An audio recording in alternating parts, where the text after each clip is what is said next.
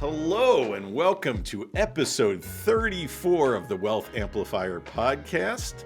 I'm Matt Liebman and I'm joined today by Aaron Marks and a special celebrity guest, Wes Gray, Wes, what do I call you, CEO of Alpha Architect, founder? Sure, you can call me just the knucklehead in charge of this thing. That works fine. Knucklehead in charge of a major and fast-growing asset management ETF firm. I guess two firms, really, Alpha Architect and ETF Architect. So, Wes, welcome to the Wealth Amplifier podcast. Thanks for having me. Honored to be here. So, what we normally do on this podcast is amplify using, Amplius, Wealth Amplifier. We amplify a person, a topic, or an idea. So today, what we're going to be discussing are ETFs in general, but really this whole concept of a 351 and how that works. But before we get to that, Wes, because I know you're the guru on that topic, I'd like to give a little bit of your background to the listeners. So can you just tell us a little bit about your very interesting career journey from the military, academia, financial services, the whole deal? Yeah, so I spent my whole life basically never having a real job, and that was not the plan. But basically, I went to Wharton as an undergrad, and I was the data monkey for all the professors. And then at the time, I didn't know what I wanted to do, but they said, hey, you should go do a PhD. And I was like, all right, well, what did I do? They're like, oh, you just do research and do what you're doing right now. I was like, all right, cool. So then right after undergrad, I went into the PhD program at University of Chicago, just, 21, 22 years old. And I did that for a few years. And then I was 24 and I'd always want to join the service. And I was thinking, geez, like I just passed my comps. I have to write a dissertation. I need to go do something. So I decided to go join the Marines, which is what I did. So I entered the program 2002, was there till 2004. And then I took a 4-year sabbatical, was in the service, captain of the Marines, went to Iraq, did all these fun things, came back 2008 and then 2008 to 2010, finished up my PhD. And then 2010, I went on the professor job market.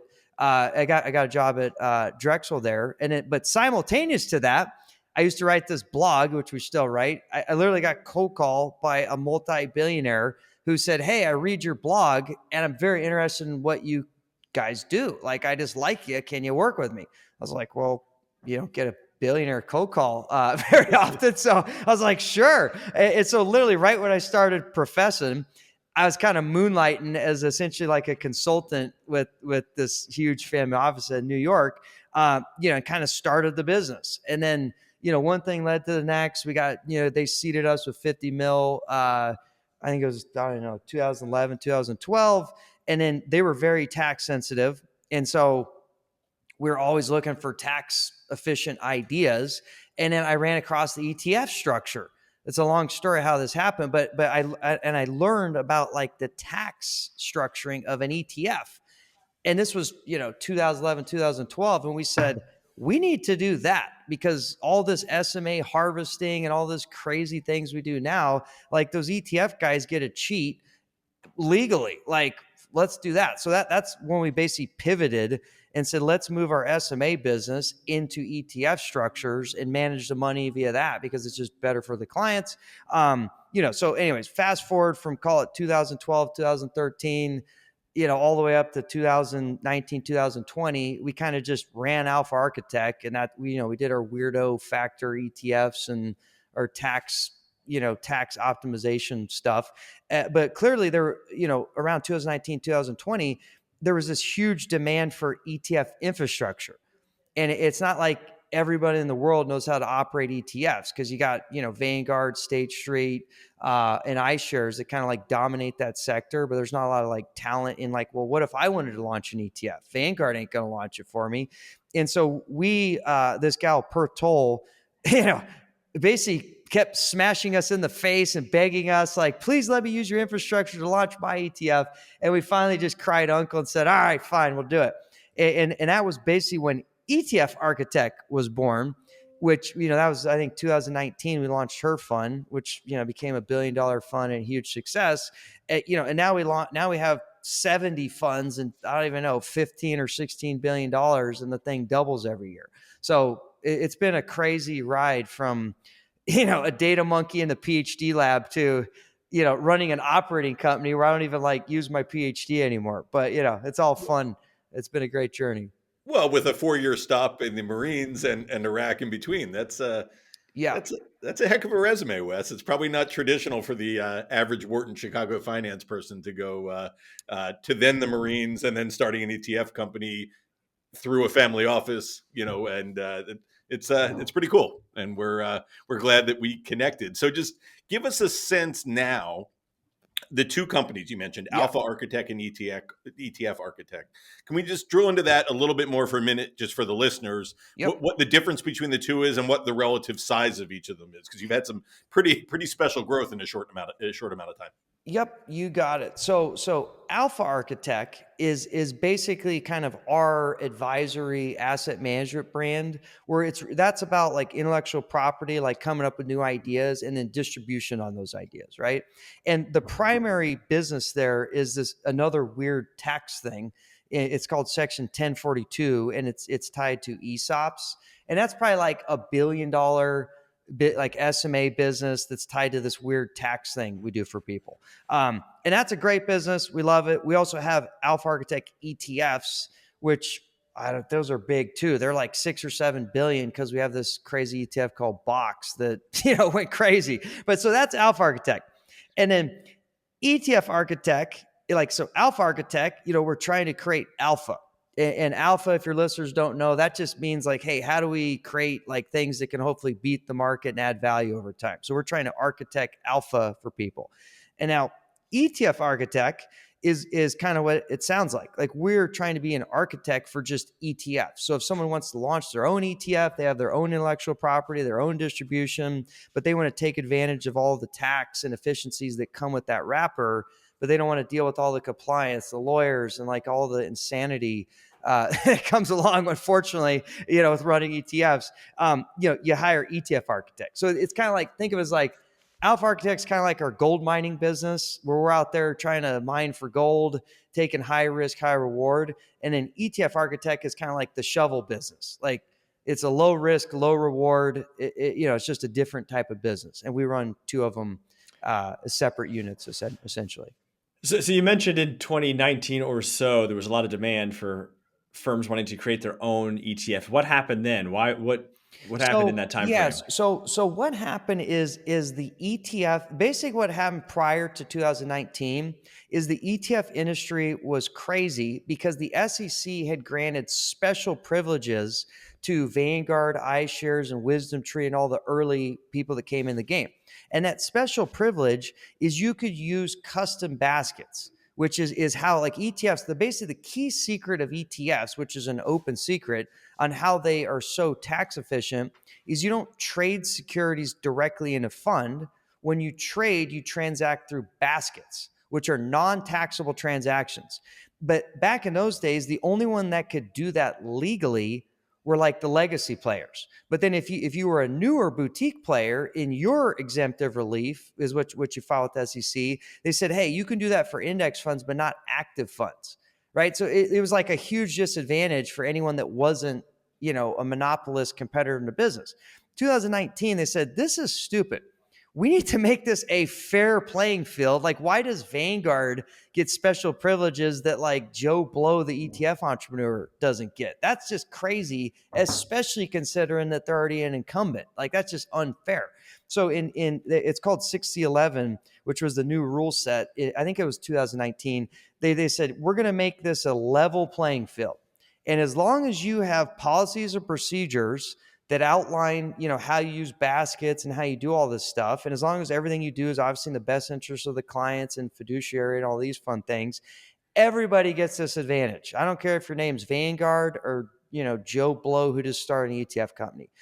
That obviously it democratized all the wonderful, amazing benefits of ETF. So now anybody could do this without having this weird disadvantage, right? So that's what initiated just, I think, especially more active ETFs, right? Like you could have launched another S&P 500 index fund back then, but that business is settled, right? Like we already know who won that. Like we don't need to redo that business. But what about more active strategies or like interesting things?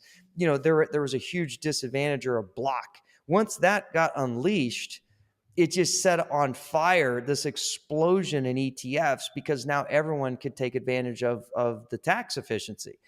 So I think that's one of the primary reasons why that timeline, all of a sudden the demand curve just went exponential, and it continuing to do that, I think, for a while.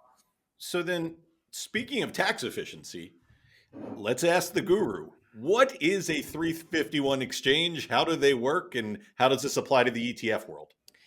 Yep. So again, stepping back, like in a vacuum, if I'm like Warren Buffett, but I didn't start my business, 70, 80 years ago, but I could start today, he is all about tax efficient compounding. And if I said, hey, Warren, you could either operate your capital in SMA or hedge fund or mutual fund, but every time you do a transaction, you're going to have to pay capital gains, or you could manage your capital in an ETF structure. And then all those same transactions would not be distributed capital gains. You're able to compound tax deferred. He would be like, sign me up. Like the Warren Buffett ETF is the best vehicle ever. And so obviously, as more and more people have learned about the ETF structure, especially if they're taxable, they're like, how the heck do I do that? But then there's the next problem. Well, great. But your issue, client, is you have a bunch of low basis and a bunch of other things. So you're going to have to take a tax hit to sell all your stuff to go access the beautiful ETF structure. But you had to pay the taxes and you killed your deferral. So where 351 comes in is that is the tool to how do we tax efficiently transition assets from A into the ETF wrapper without a tax hit, right? So Section 351 is the tool that unlocks that capability to remove the tax friction. So now, there's obviously a bunch of rules and regs, and we obviously got to follow those clearly. But now we've unlocked this capability to move assets tax-free into the ETF structure. And now once we're in the ETF structure, everyone can enjoy these beautiful, benefits and efficiencies tied to that structure. So that's basically what 351's unlocked. So 2018, 2019, 2020, this starts to unfold even more and more. The 351 rule, that's been around for decades, right? Yes, been around for 70 years, maybe longer at this point. It's just there was no point in doing this before, unless you're Vanguard or something. But these guys are never going to get out of their way to do anything innovative. And so the only person that's ever going to bring this kind of idea to the market would be the entrepreneurs or like people that, actually need to like add value still. But you couldn't really do that because before 2019, okay, great, I'm going to tax efficiently move assets into an ETF, but the very benefit of an ETF, I can't even take advantage of because you guys only allow Vanguard to do that. So why would I waste my time? And so that trigger moment where all of a sudden now you do get that advantage. Well, now it makes a ton of sense to transition to the wrapper because it's just a more efficient way to manage my capital now. And so it's kind of all hinged on this new ETF ruling that made everything fair for everybody. It is really interesting. It took us a while to grasp the concept. Matt and our other partner, Patrick, met you, what is it, 2.5 years ago, Matt, you guys met? We actually met Wes's partner out at Future Proof in California. Went all the way to Southern California to meet with a firm that's headquartered about 10 minutes from my house outside of Philadelphia. But yeah, we met, I think it was September of 2023. So right, Matt, and Patrick were all in a text chain together, and we met this guy, we met that girl, and they said, we met this company that said we can launch an ETF of our own, and we're like, okay, but what's the point? That's cool marketing, but then the 351 and the tax efficiency topic came up, and we said, whoa, now just hold a second. You're telling me now inside of an ETF, I can proactively manage a portfolio, go from 80% stock to 70, up to 90, transact, and none of that gain passes through to a client. You're like, oh yeah, right. That is how ETFs work. Oh, and by the way, all of these old securities that this client has owned, stock, ETF, what have you, maybe I don't want to hand them that tax bill for diversifying. You can exchange it for new shares of the ETF. That is sort of the point where we said, oh my, this is big. And when we talk to people about it, other advisors, clients, prospective clients, some of them get it right away. Some it takes a while, but man, when you get it, the compounded growth, the tax deferred growth is huge. Yes, the double-edged sword of this is that it's amazing benefits, and it's pretty clear because math works. The problem is it's complex. And so there's a huge education cycle. You need an advisor. Like it's if you're not, like, to us, it's native at this point because this is all I've been thinking about my whole life. But for a normal person, like I'm convinced we're doing one of these as well. And I had my dad, and he's a pretty smart guy. Like, he's obviously been in business for 50 years, but it took me a long time to convince my own father, and he's like, he's pretty tax savvy. He's like, wait, what? Like, how's this work? What do I got to do? I mean, so when it takes months, if not probably a year, to convince my own dad that this is a good idea. And he's like the most tax sensitive guy on the planet. It's just, that's the downside of this thing, is there's just a lot of moving parts, and it's a little bit unique. So there's a big uptake education cycle involved. Absolutely. And so as you see this going forward, because I could see somebody listening and saying, this sounds, I don't want to say too good to be true, but like, is this going to last? I have some people I've talked to about this general concept, and they say the government's, going to change this rule, or so on and so forth. What do you say to that? Yes. So what I would say, there's two components of this. There's the broad ETF tax advantage, which falls under the RIC statute. It's technically called 852b6, which is all ETFs and mutual funds are generally structured as regulated investment companies, or RICs. So they have pass-through taxation, even though they're structured as a C corporation, right? So this fight on ETF taxation already has been highlighted. So Senator Wyden from, I think, Oregon, it was probably 5 or 6 years ago. This was a big hubbub. They posted it up on a House bill. It was out of the bill in like a day. And I'm not in charge of government, but we all know how the government works. Like, if you have a really good lobby, a huge constituency, and they complain loudly, they'll get their, if someone's attacking my tax benefit, we're going to get that out of that bill very quickly. And the ETF tax benefit, because it's so broadly distributed across a huge constituency, it doesn't only help billionaires. It helps many rich people, like with a couple mil or whatever. I think from a political economy perspective, it's very unlikely they're going to close that, right? There's so many other like very targeted billionaire only tax things they could go after. I think on net, they'll probably attack that. So that would be the one that I'd be most concerned about. 351 has been in the code since literally 1954. It's used all the time in corporate America because it's designed to facilitate efficient capitalism, right? It's the idea is, if I have property that's stuck, and it'd be more efficient if I could contribute it tax-free into a new C corporation to, do something better, faster, more efficient, what have you, why, like, that is the intent of 351. And what we are doing is the intent of 351, right? We're going to go from under overfeed, tax inefficient, under diversified, whatever the problem is. And we're going to set up the C corporation because it's a more efficient way of doing it. Well, that's the point of 351, right? So they could go after it, but there's so many vested interests. Again, on 351, it's used all the time in C corporation formation, and it's got massive case. It's been around, well-established law. Like, it's low risk. You never say there's no risk, because if Congress wakes up and says, hey, we're going to do, well, hell, they're talking about eliminating the IRS right now. So, I mean, obviously, if the politicians change their mind on anything, everything's fair game. But I would say in the grand scheme of like things to go after, which are politically like feasible and like constituencies, this is pretty low stakes, especially considering the amount of capital we're talking about. Like, we're still in early S curve adoption here. I'm pretty sure this is going to be very large, but the ETF tax loophole, quote unquote, there's what, $10 trillion in ETFs, and they never close that one down. Like, right. It's mom and pop. It's Vanguard. It's the mom and pop investors. Exactly. You can't screw them. Exactly.